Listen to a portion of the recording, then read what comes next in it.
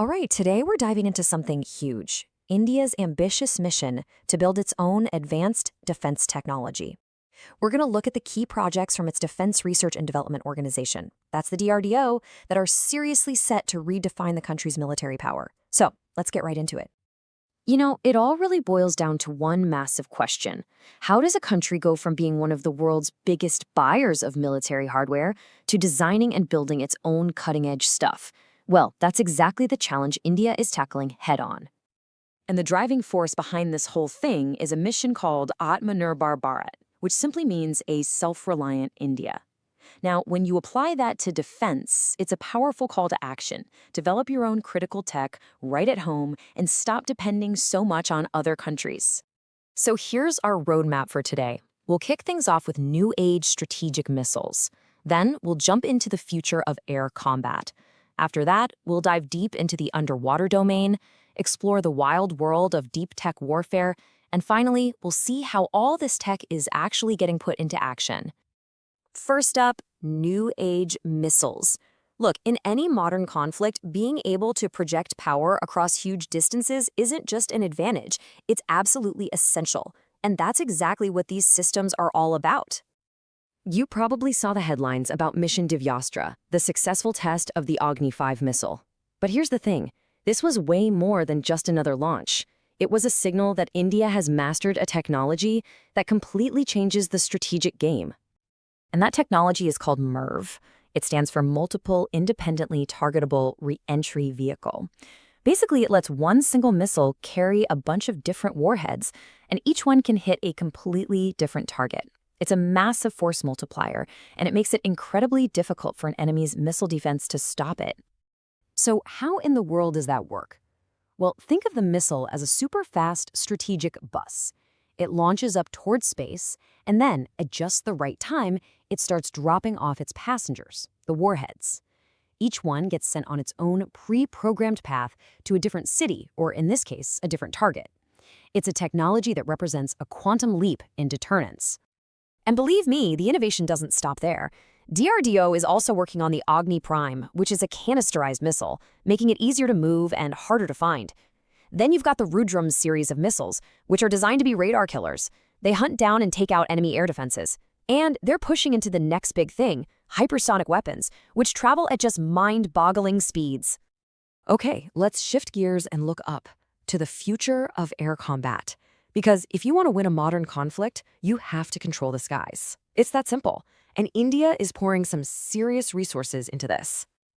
And the absolute crown jewel of this whole effort is the AMCA, the Advanced Medium Combat Aircraft. This is India's flagship program to build its own fifth-generation stealth fighter, which would put it in a very, very elite club of countries. And this isn't some far-off dream. We've got a real timeline here. A huge milestone is just around the corner. We're expecting the first prototype to roll out sometime between 2026 and 2027. That's coming up fast. Now, along with pilots in cockpits, the future is also about unmanned drones. So what you're looking at here is kind of the before and after. On the right is the SWFT testbed. Think of it as the smaller scale prototype. Everything they're learning from flying this little guy is being poured directly into building the full-scale beast on the left, the Ghatak combat drone. But this whole push for air power isn't just about one shiny new fighter. They're also upgrading what they have, like building a bigger, more powerful Tejas Mk2. And they're developing a brand new twin-engine deck-based fighter, specifically for the Navy's aircraft carriers. And here's the crucial part.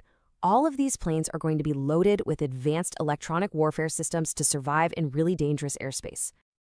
Okay, from the high skies, let's plunge deep underwater for our third section, ruling the underwater domain. We're talking about the world of stealth, strategy, and what's known as the silent service, the submarine fleet.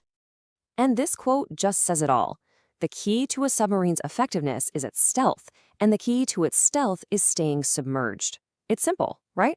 The longer a submarine can stay hidden down there, the bigger a threat it is. And that is where this incredible piece of tech comes in. AIP, which stands for Air Independent Propulsion. For a regular, non-nuclear submarine, this is like giving it a high-tech scuba tank. It lets the sub run its engine and charge its batteries without needing to come to the surface for air. This means it can stay underwater for weeks instead of just a few days. It's an absolute game changer for stealth. And it's not just about the submarines themselves. DRDO is working on all kinds of naval tech. We're talking about things like long-life seawater batteries for surveillance and homegrown water jet propulsion for superfast boats.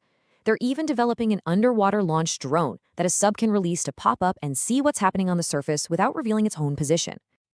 All right, now for our fourth section, and this is where things start to feel a little like science fiction, waging war with deep tech. This is all about grabbing the next wave of technology that is going to completely rewrite the rules of the battlefield. So let's quickly break down the 4 big areas here. First up, directed energy weapons, or DEWs. Think high-power lasers that can shoot down drones and missiles almost instantly. Next, of course, is artificial intelligence, which is essential for smart, autonomous systems and for helping people make decisions way faster than humanly possible. Then you have quantum technology, which promises things like completely unhackable communication. And finally, next-gen radars that are so powerful they can spot even the stealthiest planes and missiles from much farther away. So with all these amazing projects we've talked about, you've got to ask the big question, is any of this stuff actually making it out of the lab? Well, let's take a look at our final section, putting tech into action. And the answer to that question is a definite yes. This isn't just talk or theory. We've got real-world examples, like the recent official handover of 7 brand-new homegrown technologies from DRDO straight to the armed forces. These systems are moving from the whiteboard to the front line. And that momentum is just building. A special fund just gave the green light to 12 new high-tech projects. But here's the really important part. This fund is designed specifically to partner with private companies and startups, which is meant to kick the pace of innovation into an even higher gear. So, to bring it all home, the key takeaways are pretty clear. India is making a serious play for strategic independence with tech like MIRV missiles. It's aiming for dominance in the skies with the AMCA stealth fighter. It's boosting its underwater stealth with AIP for its submarines. And it's making huge investments in the future with deep tech like AI and quantum computing. And all of this leads us to one final big question to think about. We've seen the plan, we've seen the ambition. With technology moving this incredibly fast, what do you think India's defense capabilities will actually look like 10 years from now?